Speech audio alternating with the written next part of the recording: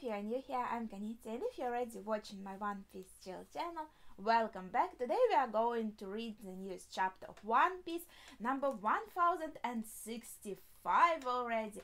So, spoiler alert, of course, if you are not up to date with manga. So let's see what this chapter has. Let's go. Okay, we have a cover for Jump, I think.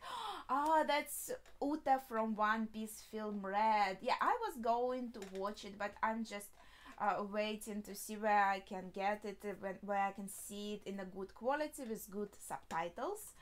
And we also have a beautiful color spread, also dedicated to One Piece Film Red. Here we have Uta crying very emotionally. Wait, both of her wings are black here, so that's an interesting detail. We see Luffy in his kind of like Joy Boy form, Nika form, and all the other characters, well, that's very interesting. Red hair pirates, straw hat pirates in there, I guess. One Piece Film Red attire. This looks really cool. I love it. When that's Helmepe is also here, so I guess, yeah, the Marines. Okay, that's interesting. Let's see. Wait, Oven is also here. That's curious. Did you see Phil? Did you watch Film Red? Did you like it? What are your impressions? Let's read the chapter itself. It's called The Six Faces of Vegapunk. Okay, we already know kind of about that. I guess there will be a little more focus on this in the chapter.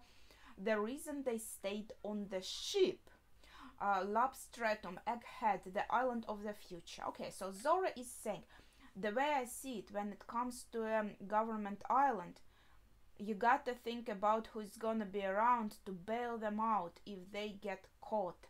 So Zora and Brook and what? Didn't he went with us? Did he? Yo-ho-ho, I was thinking the same thing, Brook agrees. Would you care for some tea? Excuse me, sirs, you're still here? Okay. So Brook and Zora, they stayed on the ship to kind of guard it, and now they are talking to Caribou. That's interesting. Hang on, just give me a moment of your time, Caribou, please. I know our deal was to drop me off anywhere away from Wano, but I didn't think we'd be heading for Government Island. I kind of thought we already parted ways with him, but I think I just forgot that Caribou is always so forgettable. Every time he pops up, I'm like, this guy's still here. I heard you helped our captain out. Appreciate it. See you around, Zora is saying. I guess, like, hinting at, you can go now. Bye-bye. These jokes, I'll remember these. Caribou is crying. So I guess the conversation is like about Caribou, we promised to drop you off somewhere, so you're free to go. Lab. Okay, we are going to the lab now. The stairs are moving! New steps are sprouting out of the ground. Nami and the Soap are very impressed. What kind of setup is this? Frankie is interested. How is it powered? You could say the whole island runs on fire. After all, you can convert its power into any kind of energy. Doesn't it burn through a lot of natural resources? I'm always looking into alternative fuels. That's interesting. On fire? That's kind of like the fuel here. If only there was such a thing as an eternal flame, then I'd be able to make my very own sun. A sun? What's that? She's going right through the wall? That's interesting. I wonder if the words about the eternal flame could be, and I don't remember the word, like the premonition that we are going to see the eternal flame somewhere, and it would be the perfect source of energy for everything in the world. Imagine if like part of the treasure was the eternal flame, and we would be able to kind of spread all these inventions to the whole One Piece world, and there would be like a new age of technology because everyone would have access to Vegapunk technology. That would be interesting. Lilith. Okay, someone is calling our part of Vegapunk. Hey, open up! Lily-chan! Wait, she went through the door and they thought she left them behind, but now they can also go right through that door, I assume. Stop dilly-dallying and walk through. You should never let your own senses dupe you, she's saying. What is it, Edison? She adds. Okay, so Sanji is going through, now Robin is going through, also confused. Oh, we passed through too. No way, it's turned back into solid metal again. How the heck does that work?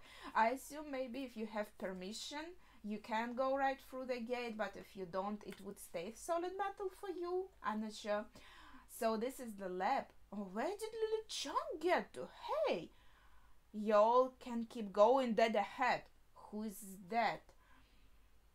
Speaks in a heavy Kansai accent. I'm Vegapunk Edison. Howdy. Now just keep walking like I said. Okay, so Lilith was talking to Edison, and now Edison is the one who is kind of guiding us. Wait, okay, there's a lot here. This is a double page. Let's start from here. Let's look for some future treasure. Nami is excited. Future treasure? Like what? Usopp asks. Like a flower made entirely of exquisite antique gems. So that would be perfect. That's a weird fantasy. I can't tell if your taste is closer to a little girl or an old hag. Oh, come on. It's a nice taste, I think. Future kick. Nice. Huh? What are you doing here, Jinbei? I don't think that's him. That's one of the Seraphims. Seraphim number 4. We here 98%. Okay, so it's like almost ready. It means when it will be 100%, the Seraphim will be ready, right? So they're like the new Seraphims are created here. I don't think that's him. Doesn't he look a little too young? Robin asks. Well, my first guess would be his son. Self assumes. Yeah, but on second thought, maybe Jinbei has somehow turned into a kid.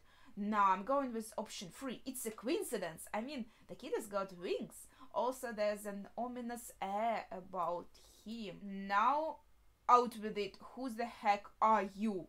Wait, he just stands up. So he is sitting in front of this capsule that has Seraphim written in it. And there's no one like inside the capsule. He's in front of it. But it says 98%. Yeah, he does look like a little Jinbei, but it seems like with white or another light colored hair, right? With black wings and also fire behind him. So just like the Seraphims we saw before. He may look like a kid, but he's just as big as the real Jinbei. I've got a bad feeling. They're the fourth possibility. He's a pacifista. Is this a trap? He's attacking them. Whoa, that's a huge explosion now. This was all one giant trap. We should have known the government was never gonna roll out the red carpet. I mean, yeah, I guess. But they were so inviting, the parts of Vegapunk.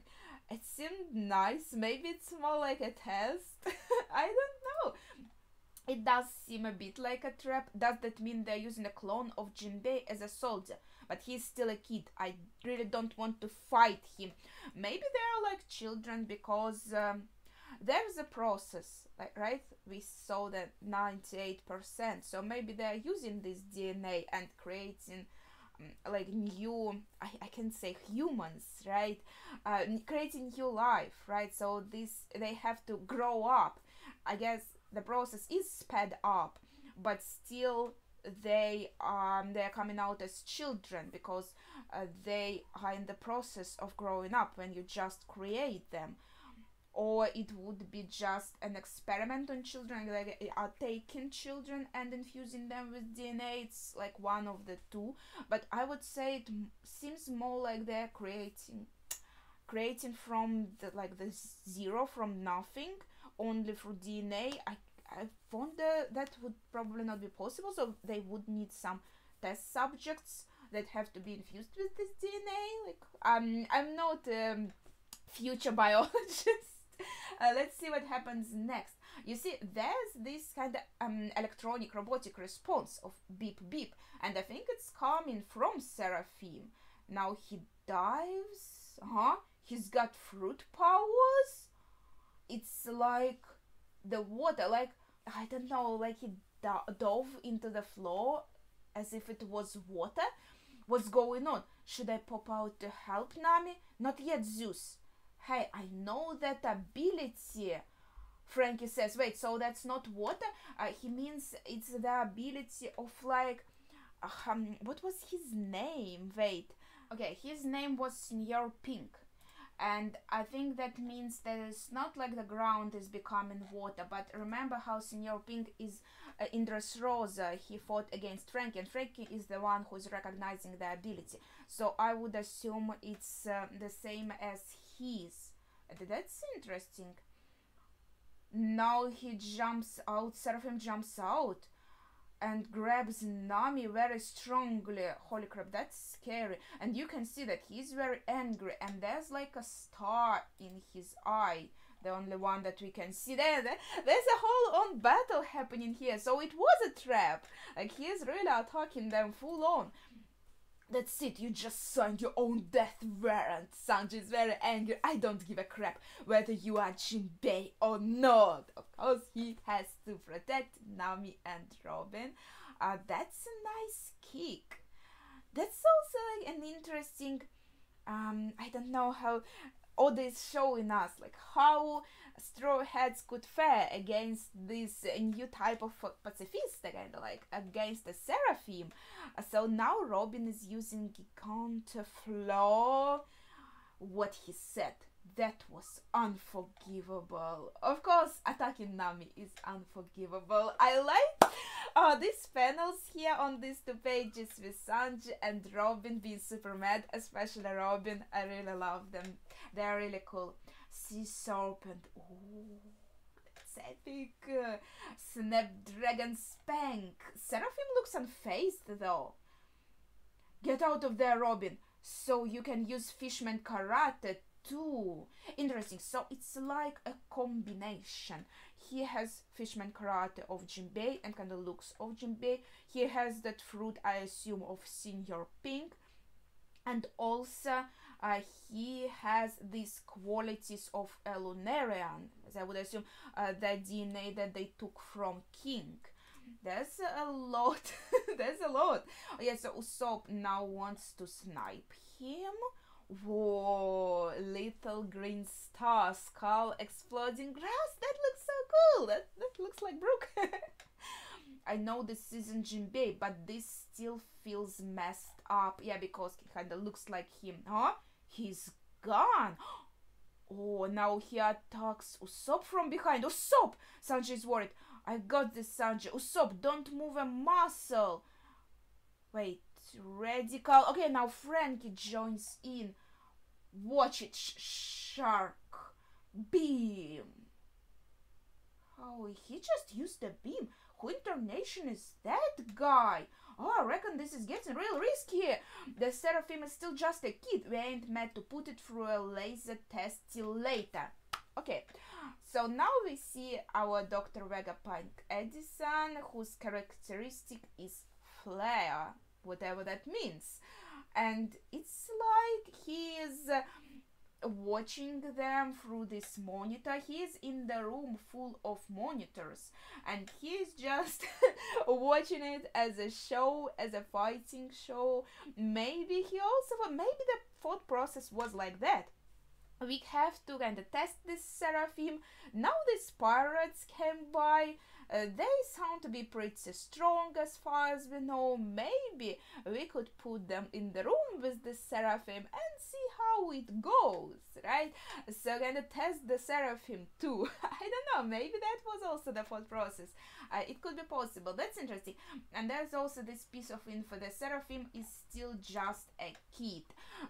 So it is supposed to grow up a little, but the Seraphims we met before, they also were, I think, kind of like children. I think this is just like, there is a process of them growing up and it's sped up, but they still have to grow up at least a little. Okay, you said it. Lily is angry. Does he have the faintest idea how much one Seraphim costs? I'll rip his blasted skull off. Yeah, so there's a lot of money going in even one Seraphim. I wouldn't go that far. Don't you think that's a bit too evil? Yeah, it's like Lilith's characteristic is evil. So, oh, Erica. I'm not sure how to read it in English, so I'll just say Erica. I've just thought up a new invention. Wait, suddenly. Okay. Now, okay, there's a lot happening. We see Dr. Vegapunk, Pythagoras, the one that is wisdom. I'll leave the rest to you, Pythagoras. I have to jot down the blueprints right away. Of course, my hands are always so full. At this point, I didn't take help from the cat.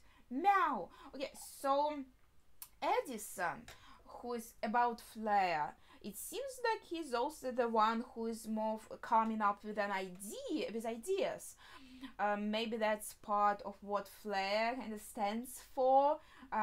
He is about like this tests, ideas, everything like that. And meanwhile, Pythagoras' wisdom is the one who actually starts the process of bringing these ideas to life, because he's so smart. He knows how to make this work and realize these ideas. You don't come across battle data this rich every day. This is a once in a lifetime opportunity. Let's get some input. He is also inputting all of this data. So I guess I was right when I said they saw it as these Vegapunks, they saw it as an opportunity to test the Seraphim and collect some battle data. That's interesting. I like this motivation. There's also a cat here. Meow, that's cute. Also about Pythagoras, he looks very interesting, like, I don't know, an underwater robot. He has number 4 on him, and I think he also has some hieroglyphics on his chest, but I'm not sure what are they saying. He also has this kind of like a key on his head that makes him look like a toy that can be wound up. Meanwhile, Edison, the ideas won't stop flowing. You're Beedle and eat something for me. What? I like this panel, how he's just writing, the papers are flying around. Yeah, he is all about the ideas. He has number 3 on him, by the way. And meanwhile, Punk 6, I think, York is a very plumpy girl. She says sure thing and continues eating. It looks like she eats a lot. Delicious. Munch, munch. There was a breakdown of all the parts of Vegapunk, so this is kind of like the part that's about gluttony. Bring seconds for Dr. York. Her current BMI is over 600. She looks so cute and happy. And there's some interesting scenery behind her. It's like a mix of futuristic with island vibes, with palms and everything. Very interesting. The Seraphim's attack patterns have continued to develop as it grows. That suggests that one's lineage factor really does store some of our recollections and capabilities, Pythagoras meanwhile is saying. We should try and accelerate their growth. Also, that presents new obstacles. Green blood concentration has risen and heart rate is up to 90 BPM. Okay, that's interesting. So because of the battle, green blood concentration is rising. Of course, the heart rate is going to be higher when you are fighting. I really need the toilet. I'd go myself, but I can't afford to waste any time. Wait a second. So the Pythagoras is actually a very tiny robot that kind of acts as a head of this huge robot, but he can just leave this huge body and go as this tiny robot. Oh, that's super cute. Flush toilet. Okay, that's the same. So York, Punk number 6. She went to the toilet and now she's thin and also I think taller than she was when she was plumpy. and smiling happily. She's kind of like Luffy, I think, eating it. Maybe many bodies in One Piece work like that. You just eat a lot and you get very, very big, very fast. But then you can go to the toilet or some time passes on you. Go on a run and immediately you are thin as a stick again. Fantastic. That's very interesting. She looks very cute. Okay, wait, is this a double page? Yeah, I think it is. It's kind of hard to tell. It looks also like just 2 pages together. That hit the spot. Gotta punch something to help me digest. Wait, is this? So they are all connected. She is eating so much because she is eating for all these Vegapunks. They all feel this food. They all feel full and they feel the taste, it looks like. That's very interesting. And now she's very sleepy. Just falls asleep. I like her design, it's so cool. And her hairstyle and all the accessories. Dr. Yox on today's Force SDN cycle snack dump nap. Okay, so her only job is to eat for everyone. Okay, that's interesting. I like this job, honestly. I would take this one. Okay. Dr. Vegapunk, your desire. Okay, so it's desire. Carry over. I would say it's like maybe if he has split himself in the parts, the desire would be like actually basic human needs, maybe. They need to eat and go to the toilet and all that stuff, I assume. Carry overall the materials Dr. Pythagoras needs. Also, Dr. Edison is prepping for another experiment. Get to simulation room 88. Okay, so everyone, all the helpers are running around while she's sleeping. Again, the buildings, like the rooms here, all look very interesting. Oh, now we see, okay, he's I already see him on the page. Dr. Vegapunk Shaka Logic #1. I guess he's like the most important one. We already saw his head when he was talking to Lilith, I think, but now we see him, his full body. He looks very cool. But before that we have a few panels. That's enough, Seraphim. Return. I can't move. Edison, Lilith, Pythagoras, you three have had your fill too, right? Oh, what a shame. Of course, that scoundrel butts in when things finally get good. Lilith is mad. And meanwhile, Edison has another idea. Okay, so Shaka comes in, stops the Seraphim, says, okay, it's enough data for now. And everyone is acting by their nature, so to say. Pythagoras is sad he's not getting any more data. Lilith is angry. So her being evil, I guess, also translates in her being angry kind of all the time. And meanwhile, Edison is having the ideas every freaking second.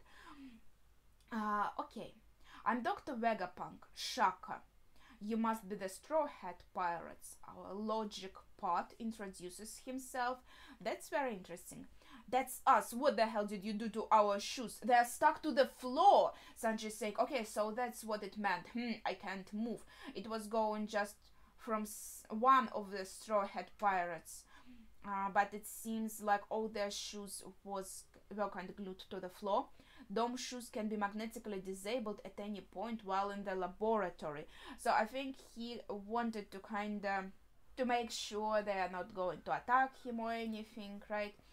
So you are saying resistance is futile then? I know better than to let my guard down around pirates, he says. So yeah. Wait, we've already met 2 Vegapunks, that woman and the other one on the speaker. Yes, but I'm also Vegapunk. Oh yeah, did I forget to mention I'm Vegapunk too? Super Saiyan, okay.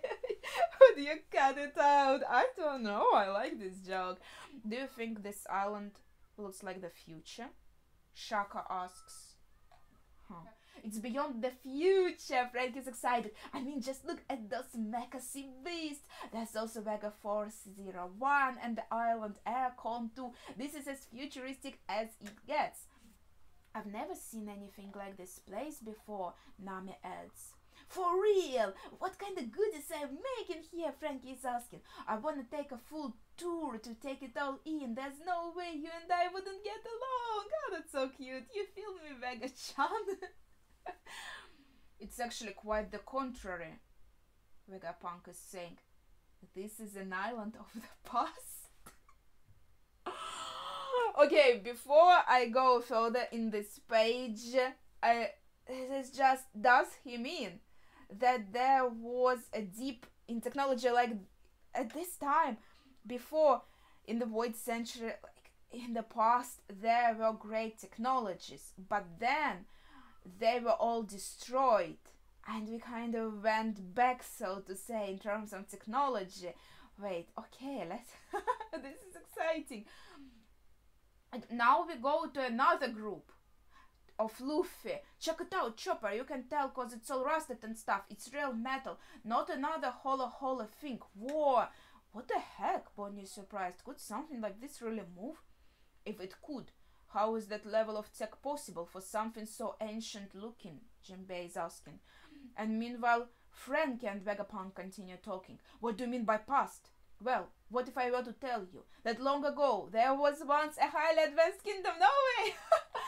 Not unlike Egghead when it comes to technology, a civilization from 900 years ago. Would you believe me?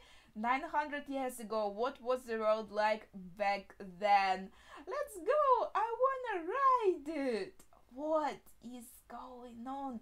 This panel looks so cool. What? This is like... This is a scrapyard. And there's a huge figure. It also has...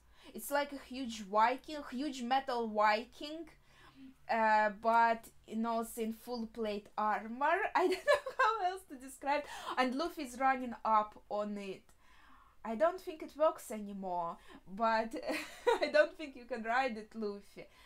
But I think the implication is that the civilization was highly advanced and maybe it was thriving, but then the evil in our world, Im-sama, current world government, they wanted the power to themselves, and I guess if the world isn't very technologically advanced, it's easier to control, right?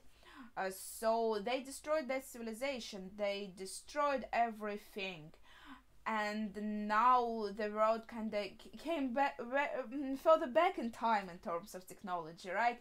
At the time when it wasn't so advanced, but here on Egghead, many ancient technology was preserved, or Vegapunk managed to salvage a lot of this, so maybe a lot of his inventions are also inspired actually by the things from that civilization.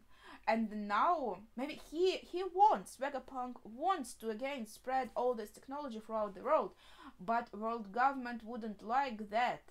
So that might be one of the reasons why they want to get rid of him, like he went too far with creating that a lot of technology they don't want to see. Maybe they only wanted him to create like things that would benefit the world government, but he's going above and beyond with his inventions, and he had more freedom with that, and now they're kind of regretting it, and they don't want that technology go back to these advanced times. They want to keep the technology in the world very, very simple, so it would be easier for them to control the world. Okay, and that's it. That's the end of the chapter. So what are your thoughts on this? Please share them in the comments down below, as well as your favorite moment. That would be it for today. Thank you for watching, and see ya.